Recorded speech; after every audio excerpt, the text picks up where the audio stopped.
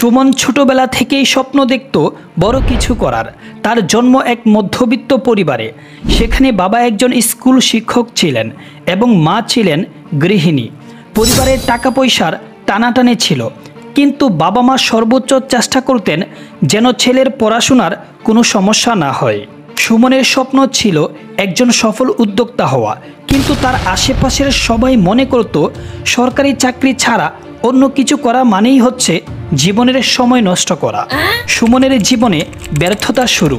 বিশ্ববিদ্যালয়ে পড়ার সময় সুমন সিদ্ধান্ত নিল সে নিজের কিছু শুরু করবে।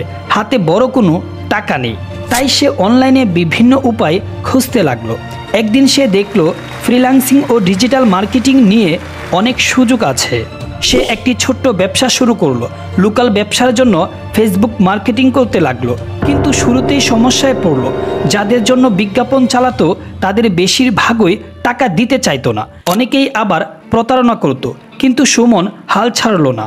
পরিবার থেকে চাপ আসতে লাগলো, চাকরি খোঁজো, এসব করে সময় নষ্ট করো না, ফালতু স্বপ্ন দেখা বাদ দাও। কিন্তু সুমন ভালো করেই জানতো সফল হতে হলে বারবার পড়ে গিয়েও উঠে দাঁড়াতে হবে। তারপর সুমন নতুন করে চেষ্টা করা শুরু করলো। সুমন নিজের ভুলগুলো থেকে শেখা শুরু করলো। সে বুঝতে পারলো সঠিকভাবে পরিকল্পনা ছাড়া কিছুই করা যায় না। সে সিদ্ধান্ত নিল এবার কাজ করবে দক্ষতা ও উন্নয়নের উপর। কয়েক মাস কঠোর পরিশ্রম করে সে ডিজিটাল মার্কেটিং ও গ্রাফিক ডিজাইন শেখা শুরু করলো। ধীরে ধীরে তার কাজের মান ভালো হতে লাগলো। সে ফ্রিল্যান্সিং প্ল্যাটফর্মে একের পর এক ক্লায়েন্ট পেতে লাগলো। এক সময় এমন হলো দিনে 10 থেকে 12 ঘন্টা কাজ করেও সে তার সব অর্ডার সামলাতে পারছিল না।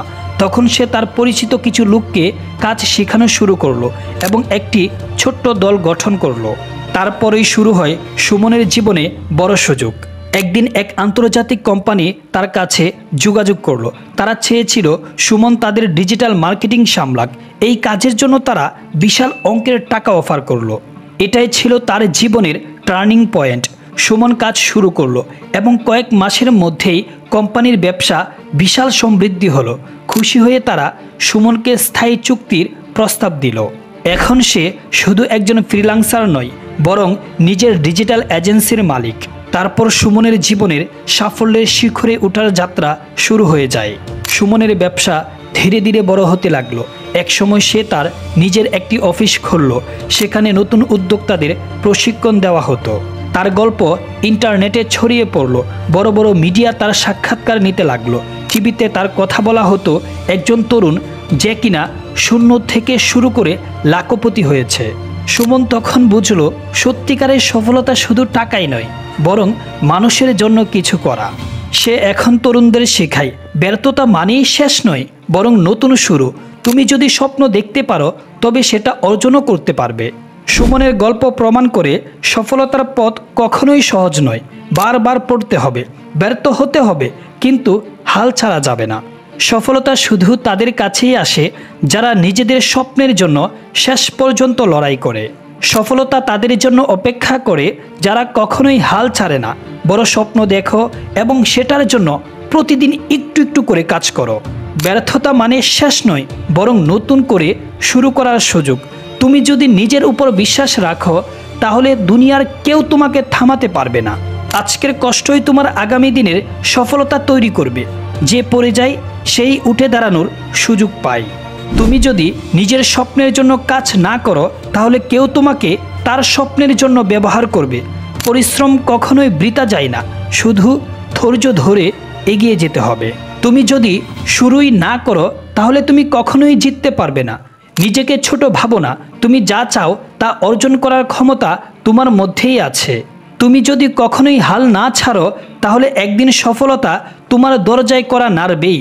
তোমার স্বপ্নের পথ যতই কঠিন হোক, একবার শুরু করো, বাকি পথ নিজেই খুঁজে পাবে। সফলতা শুধু ভাগ্যের ব্যাপার নয়, এটা পরিশ্রম, অধ্যবসায় আর ধৈর্যের ফল। মানুষ যা বিশ্বাস করে সেটাই সে অর্জন করতে পারে। তাই নিজের উপর বিশ্বাস রাখো। তুমি যদি প্রতিদিন নিজেকে 1% আগের থেকে বেটার করো, তাহলে বছর শেষে দেখবে নিজেকে আগের তুলনায় 365% বেটার মনে হচ্ছে। লোকে কি বলছে তা ভুলে যাও।